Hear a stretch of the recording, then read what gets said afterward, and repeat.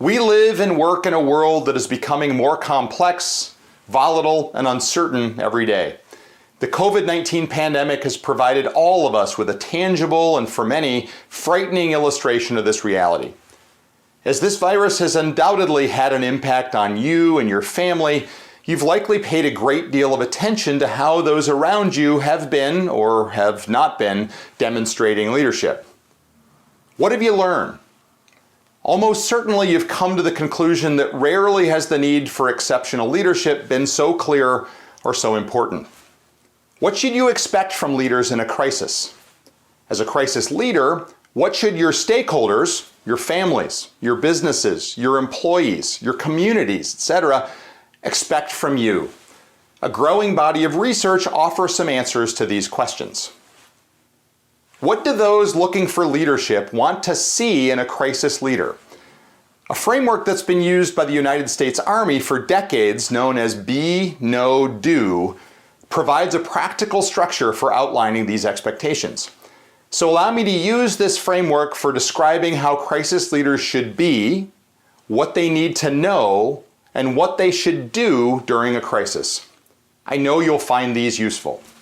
If you were asked to describe what a crisis leader should be during a crisis, in other words, if you had to describe the characteristics that you'd like that leader to demonstrate in the midst of a crisis, what would you say? Think about that for a moment.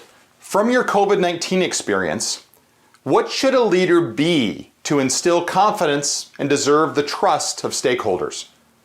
From research conducted at the University of Michigan's Ross School of Business, the most effective crisis leaders are, first, visible. Stakeholders want to see them in front of their teams, leading the response. Second, caring. The most effective crisis leaders are able to demonstrate a great sense of care and concern for all stakeholders. Third, empathetic.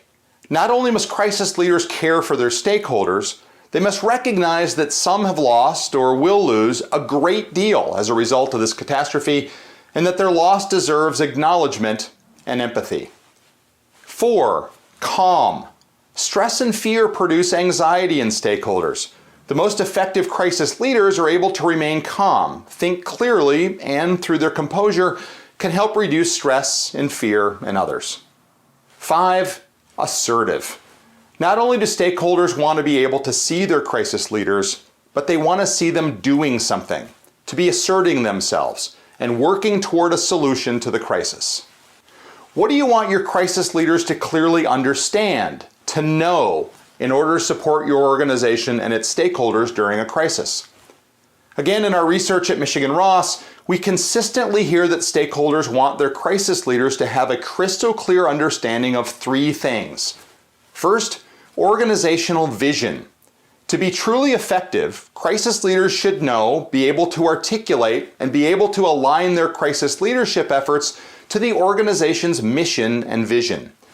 A portion of every stakeholder's value proposition is attached to their belief in what the organization is trying to accomplish. Incorporating the organization's vision and mission into a crisis response will resonate with stakeholders. Second, organizational values.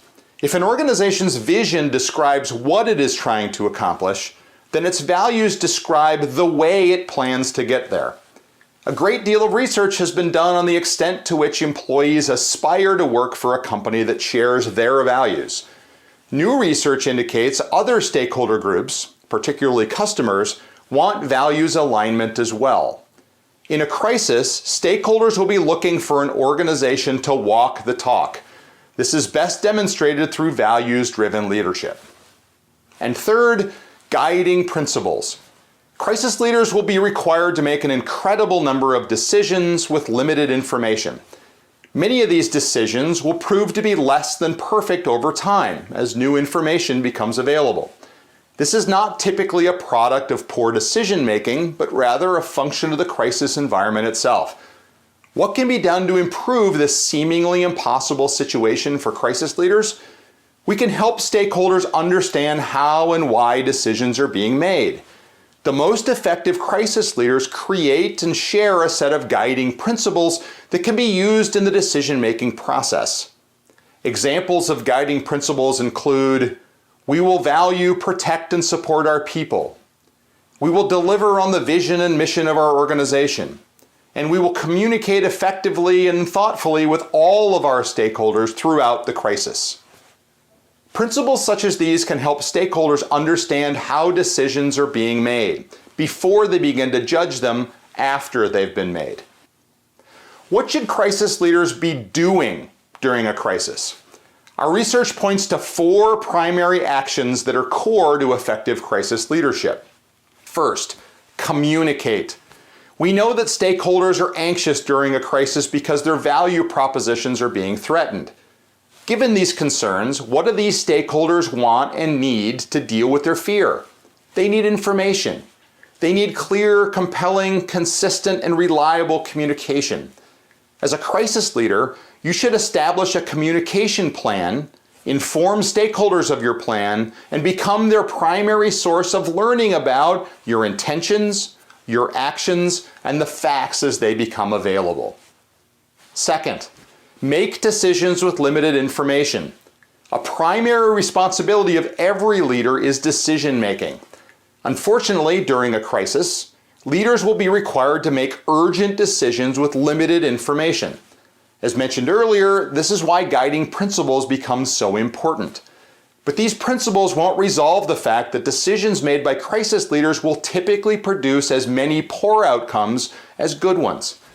Exceptional crisis leaders embrace the reality that decisions made early in a crisis may have to be modified or even reversed as more is learned about the situation. This reality will make decision-making uncomfortable, but the alternative of not making decisions until all the facts are in and the choices are clear will almost certainly produce disastrous results. Third, take responsibility. Stakeholders want to understand what led to the crisis and who was ultimately at fault. As humans, we're wired to be extraordinarily curious about causation and the attribution of blame. When it's clear that the organization or a member of the organization is at fault in a crisis, the most effective crisis leaders communicate this reality to their stakeholders at their earliest opportunity. And fourth, engage stakeholders. If it hasn't been made clear enough already, stakeholder engagement may be the most valuable and important action a crisis leader can take. For a given crisis, exceptional crisis leaders take the time to determine how all of their stakeholder groups have been or will be impacted, and engage each of them in a way that helps them understand that they care, that they empathize, that they are taking ownership of finding a resolution, and that they're committed to creating a stronger organization going forward as a result of what they've learned through the crisis. During a crisis, stakeholders will be looking for tangible evidence of leadership. They'll want and need leaders to believe in, who understand and appreciate their perspective. They'll not expect crisis leaders to be perfect or omniscient, but they'll expect them to be visible, courageous, and committed to the best path forward. Are you doing all that you can to be ready for your next crisis? Your organization and your stakeholders will be depending on you.